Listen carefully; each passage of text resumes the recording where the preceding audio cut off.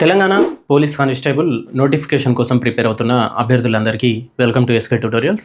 చాలామంది preparation start చేసే ముందు చేసే పెద్ద తప్పు ఏంటంటే మార్కెట్లో దొరికే పుస్తకాలన్నీ కొంటారు, ప్రణాళిక లేకుండా చదవడం. కానీ మనకి అసలైన విజయాన్ని ఇచ్చేది స్మార్ట్ వర్క్. ఈరోజు ఈ వీడియోలో మనం టీఎస్ఎల్పిఆర్బి కానిస్టేబుల్ ప్రిలిమినరీ రాత పరీక్షకు సంబంధించిన 200 మార్కుల ఇంటర్మీడియట్ స్టాండర్డ్ సిలబస్ను క్షుణ్ణంగా అనలైజ్ చేద్దాం. సిలబస్లో ఉన్న 8 ముఖ్యమైన అంశాలు ఏంటిది, ప్రీవియస్ ఇయర్ ఎగ్జామ్స్లో ఏ టైప్ ఆఫ్ ప్రశ్నలు అడిగిళ్ళు, ఏ సబ్జెక్టులో ఏం చదవాలి ఏం చదవద్దు అనేది ప్రాక్టికల్ శాంపుల్ క్వశ్చన్తో సహా చూద్దాం. వీడియో చివరి వరకు చూడండి, మర్చిపోకండి. అయితే ముందుగా నోటిఫికేషన్ ప్రకారంగా సిలబస్ ఓవర్ వ్యూ చూద్దాం. ఇక్కడ ఇంగ్లీష్ చూస్తే మనకు స్టార్ మార్క్ పెట్టి చెప్పేసిండు నోటిఫికేషన్ సిలబస్ కాపీలోనే. ఈ ఇంగ్లీష్ మాత్రమే, తెలుగు అలాగే ఉర్దూ పేపర్లో కూడా ఇంగ్లీష్లోనే ఉంటుంది.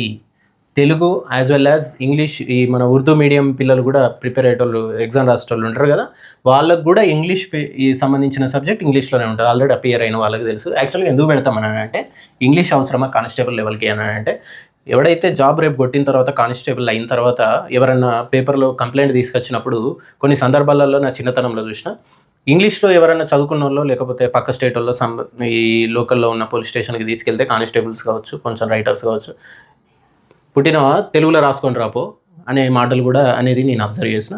కాబట్టి ఇప్పుడు ఇంగ్లీష్ అనేది బేసిక్ నాలెడ్జ్ ఉండాల్సిన పాయింట్ ఆఫ్ వ్యూ కానిస్టేబుల్కి అవసరం. కాబట్టి ఖచ్చితంగా ఇంగ్లీష్ రిలేటెడ్ కూడా స్కోర్ అనేది ఇంపార్టెంట్. దాదాపు 20-25 మార్కుల దాకా కూడా బేసిక్ ఇంగ్లీష్ నుంచి అడగడం జరుగుద్ది. అలానే నెక్స్ట్ ఏముంది అని అంటే, సెకండ్ది అర్థమెటిక్ ఉంది, తర్వాత జనరల్ సైన్స్ ఉంది, ఫోర్త్ది history of India, Indian culture, Indian national movement అనేవి ఉన్నాయి. దీంట్లో మనం మెయిన్గా ఫోకస్ చేయాల్సింది ఏంటి అని అంటే, ఇక్కడే ఇండియన్ నేషనల్ మూమెంట్ రిలేటెడ్గా ఎక్కువ ఫోకస్ చేయాలి, అది మర్చిపోకండి. అలాగే principles of geography, Indian geography, polity and economy అని ఉంది. సార్ ఇక్కడ మరి తెలంగాణ జాగ్రఫీ లేదు కదా అని అంటే వస్తుంది. ఎక్కడ వస్తుందో చెప్తా చూడండి. Next current events of national international importance అని అంటే దాని అర్థం ఏంటి అంటే, కరెంట్ అఫైర్స్ రిలేటెడ్వే లాస్ట్ 6 monthsవి మెయిన్గా ఇంపార్టెంట్ అయిపోతాయి. బట్ ఇయర్లీ వన్స్ అయ్యేటివి ఏమన్నా ఉన్నాయి అని అంటే దాని ప్రకారం చూసుకుంటే లాస్ట్ ఇయర్లోవి ఇప్పటికీ కంటిన్యూషన్లో ఏది రాలేదు అని అంటే వాటిని కూడా చదవాలి. అలాగే test of reasoning, mental ability, contents pertaining to the state of Telangana, దీని రిలేటెడ్గా చదివేటప్పుడే మన Telangana related geography point of వ్యూలో కావచ్చు, బోనాలు పండుగలు రీసెంట్గా అనేవి కావచ్చు, లేకపోతే జాతరలు కావచ్చు, కొత్త ప్లేస్లు కావచ్చు, బౌండరీ రిలేటెడ్గా సరిహద్దు లాక్ అయినది కావచ్చు, లేకపోతే ఇండివిజువల్గా ఒక్కో డిస్టిక్ సరౌండింగ్ డిస్టిక్స్ ఏమున్నాయనే పాయింట్ ఆఫ్ వ్యూలో కావచ్చు, రకరకాలుగా ఎలా కావాలంటే అలా ఇక్కడ నుంచి అడగచ్చు. తెలంగాణ జాగ్రఫీ అనే కాదు, చాలా విషయాలు ఈ పాయింట్ ఆఫ్ వ్యూ నుంచి అడగచ్చు. ఇప్పుడు మనం ఇండివిజువల్గా ఒక్కొక్క దాని రిలేటెడ్గా కూడా చూద్దాం. ఇక్కడ ముఖ్యంగా గుర్తుపెట్టుకోవాల్సిన మ్యాటర్ ఏంటిది అని అంటే, బోర్డు ప్రత్యేకంగా ఏ ఒక్క బుక్స్ను రిఫర్ చేసి సిఫార్సు చేయట్లేదు. కాబట్టి బేసిక్స్ సరిగ్గా అర్థం చేసుకోవడం చాలా ముఖ్యం, అది మర్చిపోకండి. ఇంగ్లీష్ రిలేటెడ్ చూస్తే ప్రశ్నల సరళి అనేది కాంప్రహెన్సివ్, గ్రామర్, వొకాబులరీ వీటి నుండి నేరుగా లేదా బ్లాంక్స్ ఫిల్ చేసే విధంగా ఇస్తారు. ప్రీవియస్ ఇయర్ క్వశ్చన్ మోడల్ ఒకసారి చూస్తే క్వశ్చన్ ఏమడిగిండు, choose the correct synonym for the word abandon. దాంట్లో ఆప్షన్స్ ఏమి ఇచ్చిండు, retain, forsake, hold, keep అని ఇచ్చిండు. Answer forsake. ఈ టైప్ ఆఫ్ క్వశ్చన్స్ అడుగుతూ ఉంటాడు.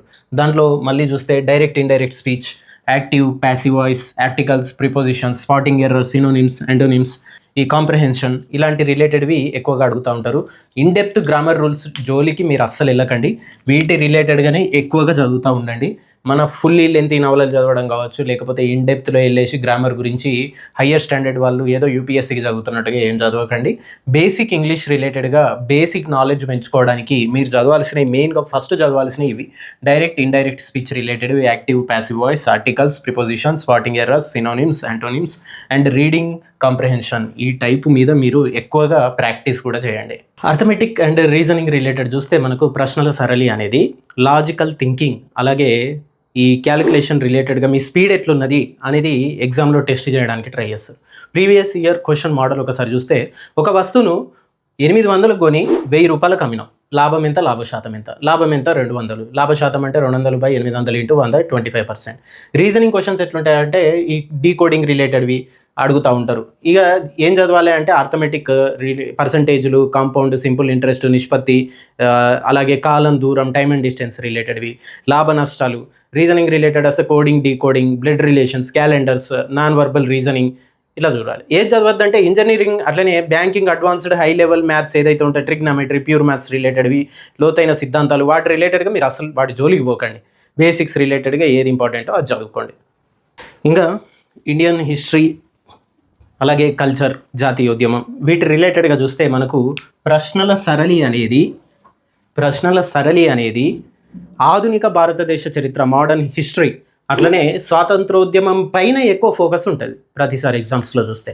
For example previous year question model ఒకటి చూస్తే 1905లో బెంగాల్ విభజన సమయంలో వైస్రాయ్ ఎవరున్నారు అని అడిగిళ్ళు. ఆప్షన్స్లో A Lord Curzon, B Dalhousie, C Mountbatten ఇట్లా ఉంటుంది. కట్ చేసింది ఎవరు? కర్జన్. అట్లనే దీంట్లో ఏం చదవాలి అంటే ఈ 1857 తిరుగుబాటు, గవర్నర్ జనరల్స్ చేసిన ముఖ్యమైన పనులు, గాంధీ యుగం రిలేటెడ్ది, ప్రముఖ సమాజ సంస్కరణోద్యమాలు ఏమైనా ఉన్నాయా అంటే ఆర్య సమాజ్, బ్రహ్మ సమాజ్ లాంటివి, సింధులోయ నాగరికత, మౌర్యులు, గుప్తులు, విజయనగర సామ్రాజ్యానికి సంబంధించిన బేసిక్స్ సరిపోతాయి. ఏది చదవద్దు. ప్రాచీన యుగం లేదా మధ్యయుగం, రాచరిక యుద్ధాల, అలాగే చిన్న చిన్న వివరాలు, సంవత్సరాల ఆధారం బట్టి పట్టడం ఇలాంటివి స్కూల్లో చేసినట్టు చేయకండి. కరెంట్ అఫైర్స్ రిలేటెడ్గా చూస్తే ప్రశ్నల సరళి అనేది కరెంట్ అఫైర్స్ రిలేటెడ్గా కూడా మనకు గత 6 లేదా 8 నెలల జాతీయ, రాష్ట్ర, నేషనల్, ఇంటర్నేషనల్ పరిణామాలు అడుగుతారు. ఒకవేళ ప్రీవియస్ ఇయర్ క్వశ్చన్ మోడల్ ఒకసారి చూస్తే ఏ టైప్లో అడుగుతాను అంటే ఇటీవలే ముగిసిన ఒలింపిక్స్ లేదా సమ్మిట్ సమావేశాలు వేదిక ఏది, ప్రముఖ అవార్డు గ్రహీతలు ఎవరు, ఈ పాయింట్ ఆఫ్ వ్యూలో ఎక్కువ అడిగిళ్ళు.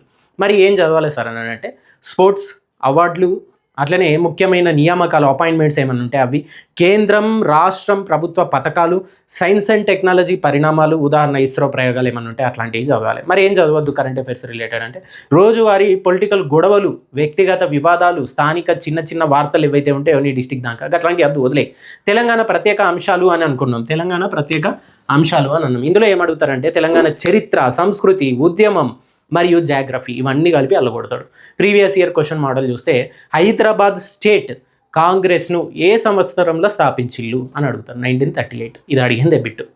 మరి ఏం చదవాలి అని అంటే చెప్పేది నోట్ చేసుకోండి. శాతవాహనులు, కాకతీయులు, ఆసఫ్జాయిలు, నైజాం పాలన, తెలంగాణ సాయుధ పోరాటం, 1969 ఉద్యమం, మలిదశ ఉద్యమం, ఘట్టాలు, తెలంగాణ పండుగలు, సంస్కృతి, జాతరలు ఇట్లాంటివి ఏమన్నా ఉంటే అవి చదవాలి. మరి ఏం చదవద్దు. అధికారిక పుస్తకాలలో లేని, వివాదాస్పదమైన, ఆధారాలు లేని అంశాలపైన సమయం ఎక్కువ వృధా చేసుకోకు. మెయిన్ ఇంపార్టెంట్ ఏదో అదే చదువు. General science, polity, economy, geography వీటి రిలేటెడ్గా ఏం చదవాలి అంటే దైనందిన జీవితంలో సైన్స్ ఏమున్నది అంటే విటమిన్స్ కావచ్చు, వ్యాధులు కావచ్చు, రకాలు కావచ్చు, వాటికి కాంతి, ధ్వని ఇలాంటివి. అలాగే పాలిటీ రిలేటెడ్ అయితే ప్రాథమిక హక్కులు, మెయిన్ ప్రాథమిక విధులు, రాష్ట్రపతి, పార్లమెంట్, స్థానిక సంస్థలు ఇవి ఖచ్చితంగా గుర్తుపెట్టుకోండి. ఎకానమీ, జాగ్రఫీ అయితే నదులు, పర్వతాలు, తెలంగాణ భౌగోళిక సరిహద్దులు, ఈ నీతి ఆయోగ్ బేసిక్స్ ఇలాంటివి ఉండాలి. మరి ఏం చదవద్దు అంటే డిగ్రీ లేదా పీజీ స్థాయిలో ఉండే క్లిష్టమైన ఎకానమిక్స్ థియరీలు ఏమైనా ఉంటాయంటే గ్రూప్ 2 లెవెల్ అట్లా లోతైన రాజ్యాంగానికి సంబంధించినవి ఇట్లాంటి ఇన్ఫర్మేషన్ చదవకండి. అట్లనే ప్రిపరేషన్ స్ట్రాటజీ నా వరకు మీకు సజెస్ట్ చేసేది ఏంటంటే ఇప్పుడు మనం దీని పరంగా చూసినాం. క్వాలిఫై అవ్వాలంటే ఖచ్చితంగా కొన్ని సూత్రాలను పాటించండి. ప్రీవియస్ పేపర్స్ కనీసం ఒక 4-5 అన్న దొరకబట్టుకోండి. TSL, PRB related, SI constable వాటిని సాల్వ్ చేయడానికి ట్రై చేయండి. అర్థమెటిక్, రీజనింగ్ రోజు 2 గంటలన్నా కేటాయించాలి. స్టాండర్డ్ బుక్స్ ఉంటాయి, అవే చదవండి. 6th to 10th స్టేట్వి చూసుకోండి. ఈ పుస్తకాలు కూడా ఇష్టం వచ్చినట్టు ఏది పడితే అది చదవకండి. మాక్ టెస్ట్లు ఖచ్చితంగా అప్లై చేసుకొని మీరు ఆన్లైన్లో చేస్తూ ఉండాలి. ఈ వీడియో మీకు ఉపయోగపడిందని అనుకుంటున్నాం. లైక్ చేయండి, వీడియోను షేర్ చేయండి. అట్లీస్ట్ అవసరం ఉన్నోని కన్నా వీడియోను షేర్ చేసి వాడి వరకన్నా తీసుకెళ్ళండి. ఇండివిజువల్గా ఇప్పుడు చెప్పుకున్న 8 టాపిక్ల రిలేటెడ్గా కూడా ముందు ఖచ్చితంగా క్లాసెస్ ఉంటాయి. మీరు కొత్త స్టూడెంట్స్ అయితే ఖచ్చితంగా ఫాలో అవ్వండి. ఎర్లియర్ మనం 4-5 years బ్యాక్ చెప్పుకున్న వీడియోలు కూడా చాలా వరకు లాస్ట్ 3-4 times పడ్డాయి. ఈ కానిస్టేబుల్, ఎస్ఐ ఎగ్జామ్స్లో చాలామందికి పాలిటీ, హిస్టరీ రిలేటెడ్గా హెల్ప్ అయినాయి. కావాలంటే మీరు ప్రీవియస్ వీడియోస్ కింద ఉన్న కామెంట్స్ చూడండి, మీకే అర్థమవుతుంది. ఖచ్చితంగా అట్లీస్ట్ అవసరం ఉన్న వాళ్ళకన్నా ఈ వీడియోని షేర్ చేయండి.